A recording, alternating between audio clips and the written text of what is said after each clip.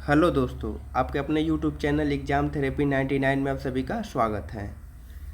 कल क्वेश्चन 100 तक हो गए थे, आज 101 से स्टार्ट करते हैं।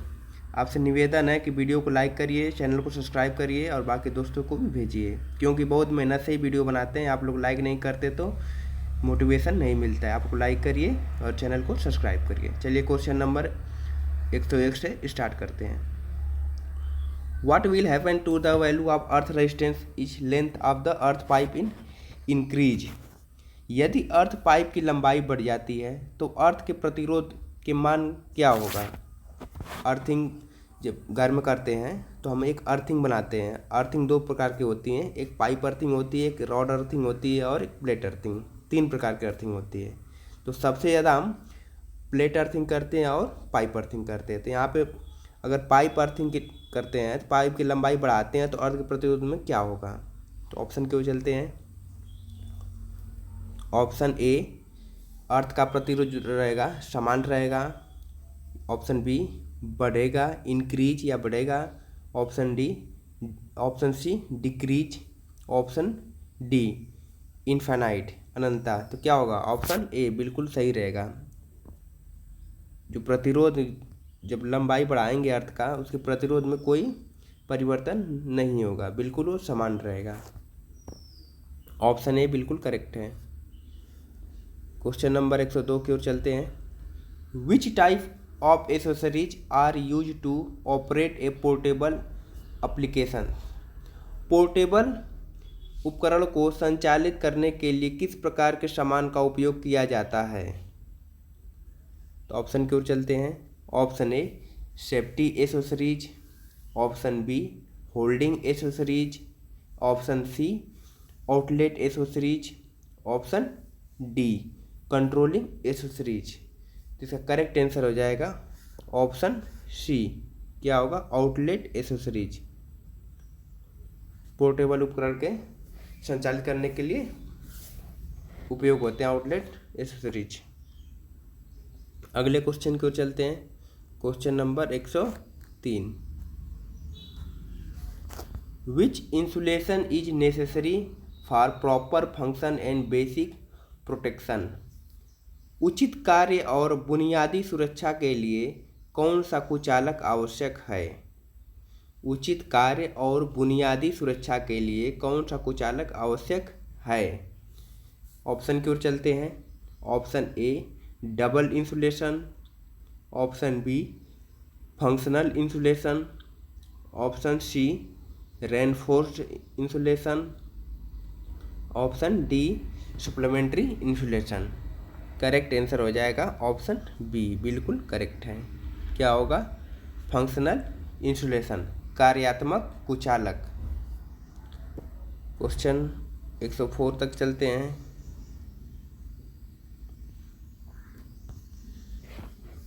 Which type of accessories for fuse in comes under? Fuse किस प्रकार के सामान के अंतर्गत आता है? फ्यूज किस सामान के अंतर्गत आता है? Option A controlling accessories.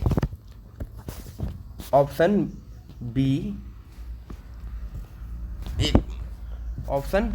B holding accessories. Option C safety accessories. Option D outlet accessories. देखिए, जो फ्यूज होता है ये सेफ्टी के अंतर्गत आते हैं। क्यों सेफ्टी के अंतर्गत आएंगे? क्योंकि इनका काम होता है जो उस परिपथ में, फ्यूज परिपथ में सीरीज में लगाए जाते हैं, श्रेणी क्रम में। तो जैसे ही परिपथ में कोई इंस्ट्रूमेंट आपका लगा है तो अगर इंस्ट्रूमेंट ओवरलोड हो रहा है या वो शॉर्ट सर्किट हो रहा है तो उस प्रकार के प्रोटेक्शन देता है, तो वो सेफ्टी के अंतर्गत आता है। अगर फ्यूज हम नहीं लगाएंगे, ओवरलोड हो गया तो वाइंडिंग जल जाएगा या बल्ब है वो ख़राब हो जाएगा, मतलब उस परिपथ में जो भी इंस्ट्रूमेंट लगे हैं वो ख़राब हो जाएंगे। तो ये जो फ्यूज होता है वो सेफ्टी के अंतर्गत आता है। तो ऑप्शन सी बिल्कुल करेक्ट है, सेफ्टी एसेसरीज के अंतर्गत आता है। अगला क्वेश्चन को चलते हैं। Question number 105। What is the expansion of ECC? What is the expansion of ECC? ECC का पूरा नाम क्या है? इसका विस्तार बताइए। ऑप्शन की ओर चलते हैं। Option A earth conductor continuity, option B earth continuity conductor, option C earth carrying conductor, option D earth continuity cable. Correct answer हो जाएगा option B earth continuity conductor. ECC का पूरा नाम है अर्थ कंटिन्यूटी कंडक्टर। इसको भी अच्छे तरीके से याद रख लीजिए। इसका भी फुल फॉर्म एग्जाम में बहुत बार पूछ लिया है, हो सकता है आने वाले एग्जाम में भी पूछ ले। ऑप्शन बी रहेगा। अगले क्वेश्चन की ओर चलते हैं। Question number 106। Which type MCB suitable for halogen lamp.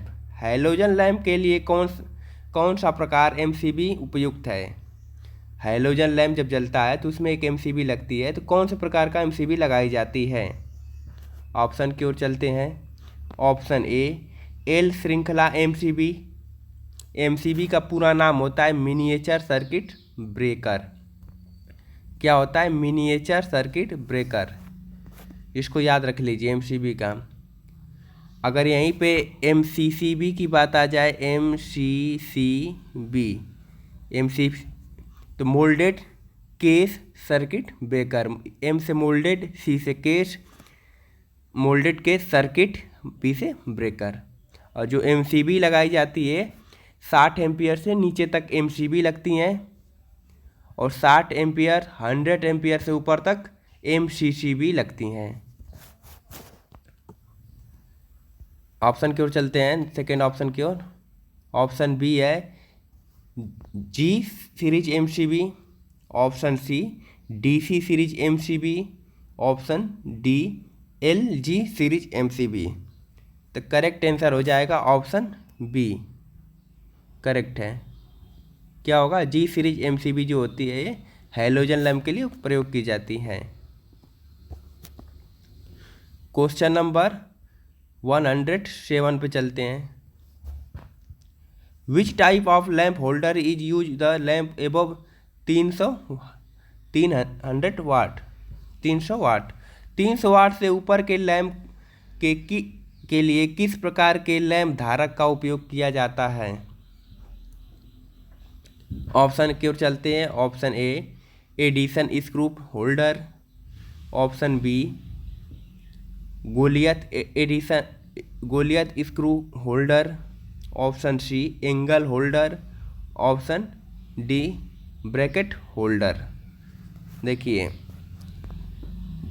जो लैंप होता है ना, जो बल्ब को हम जिस होल्डर में लगाते हैं, पेंडेंट होल्डर या एंगल होल्डर, तो उस प्रकार के होल्डर को पूछ रहा है कि अगर 300 वाट का लैंप हो, बल्ब हो, तो कौन से प्रकार का होल्डर का उपयोग करते हैं। तो ये होता है गोलियत स्क्रू होल्डर होता है।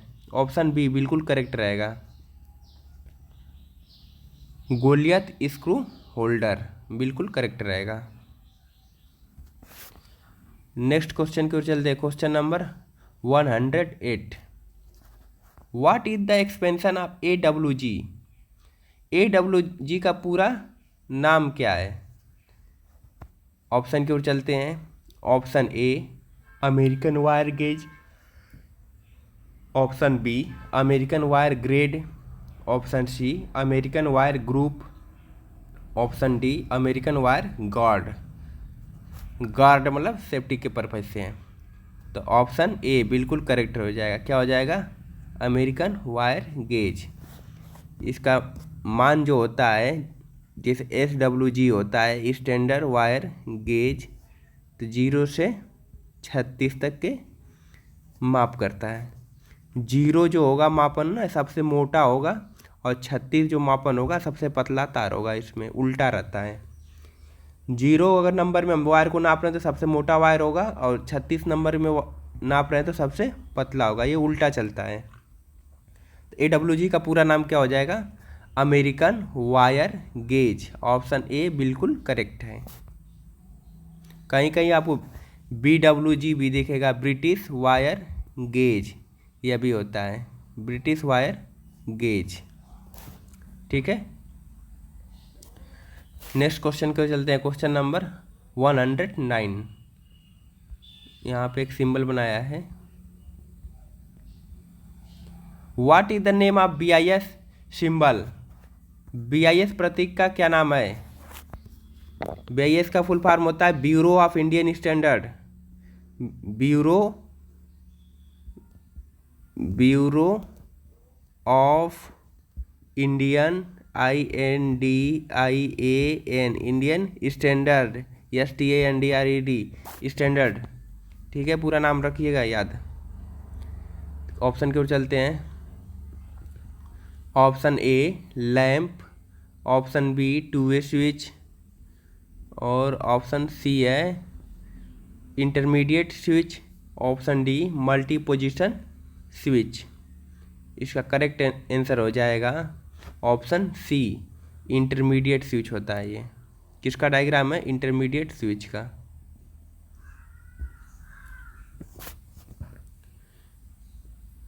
इसका इंटरमीडिएट स्विच का देखिए सिंबल इसी तरह होता है। इस तरह भी कभी कभी आपको दे देगा, हो सकता है ऐसे ऐसे ऐसे और ऐसे।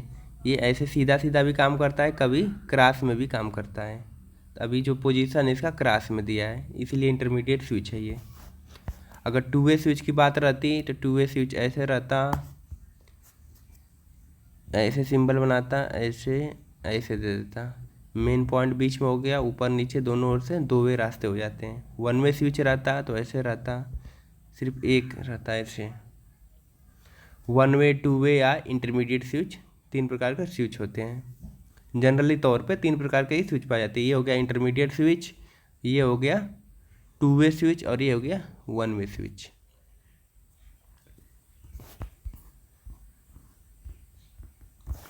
क्वेश्चन नंबर 1110 पे चलते हैं, जो आज के सेशन का लास्ट क्वेश्चन है। What is the type of diagram? Wiring का प्रकार क्या है? वायरिंग का प्रकार क्या है? कौन सी वायरिंग की गई है? इसको देखते हैं। देखिए वायरिंग में एक लैंप लगाया है, यहाँ पे न्यूट्रल दिया है, अर्थिंग है और लाइन है, और टू वे स्विच लगा है यहाँ पे। कौन सा स्विच है? टू वे स्विच है। देखिए टू वे स्विच है ना, ये भी टू वे स्विच है। तो ऑप्शन की ओर चलते हैं।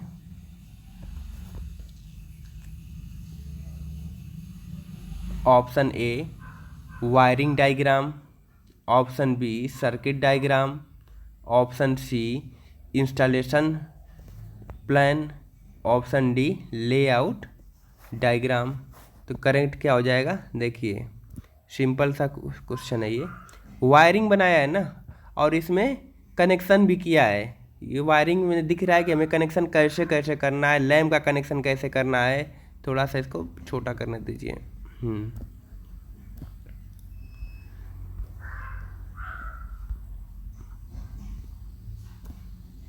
देखिए ये वायरिंग बना दिया है ना कि बल्ब में कैसे न्यूट्रल गया है, लाइन कैसे ले गया है, टू वे स्विच के माध्यम से कैसे ले गया है। तो ये होता है वायरिंग डायग्राम। ऑप्शन ए बिल्कुल करेक्ट रहेगा, ऑप्शन ए। देखिए जब भी हम वायरिंग करते हैं तो उसमें चार प्रकार के आरेख की आवश्यकता होती है। चारों प्रकार के आरेख आपके सामने दिया है। पहला होता है वायरिंग डायग्राम, दूसरा दिया है सर्किट डायग्राम, तीसरा दिया इंस्टॉलेशन डायग्राम और चौथा दिया है लेआउट डायग्राम। ठीक है, चार प्रकार के उसमें डायग्राम बनते हैं। कोई भी घर की वायरिंग होती है उसमें चार प्रकार के डायग्राम बनाए जाते हैं। एक में होता है कि हम सामान कौन सा बल्ब या होल्डर कहाँ पे लगेगा, लेआउट डायग्राम के अंतर्गत आता है। और इंस्टॉलेशन योजना जो होता है, ये पूरी वायरिंग जब हो जाती है तो उसमें वायरिंग कैसे दिखेगी। ठीक, और सर्किट डायग्राम जो होता है इसमें सर्किट को कैसे कैसे हमें बैठाना है। वायरिंग आरेख जो होता है वायरिंग को हमें कैसे करना है। ठीक है, अभी जो आंसर रहेगा ऑप्शन ए बिल्कुल करेक्ट रहेगा इसका, ऑप्शन ए। बस आज यही क्वेश्चन ख़त्म होते हैं। आज का सेशन यही समाप्त हुआ। कल नेक्स्ट चैप्टर का क्वेश्चन देखेंगे। आपसे निवेदन है कि वीडियो को लाइक करिए, चैनल को सब्सक्राइब करिए और दोस्तों को भी शेयर करिए। कमेंट भी करिए, अगर क्वेश्चन नहीं समझ में आ रहा है तो कमेंट करके हमें बता सकते हैं कि ये क्वेश्चन नहीं समझ में आया। हम नेक्स्ट वीडियो में वो क्वेश्चन को फिर से आपको बता सकते हैं। चलिए, धन्यवाद।